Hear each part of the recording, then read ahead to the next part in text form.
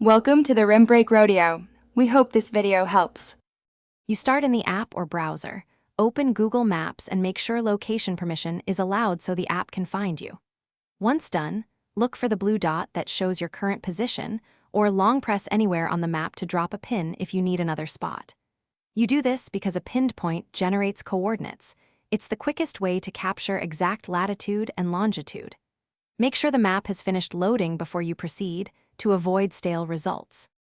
Once the pin is visible, tap it to open the place card and reveal details. On a phone, you may need to swipe the card up. On desktop, right-click the desired spot and choose What's Here? To show coordinates. You want decimal degree format for most uses because it's precise and widely supported.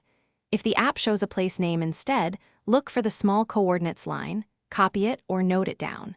This step gives you the exact lat and long to use elsewhere. Now that you have coordinates, copy them or tap share to send via message or email.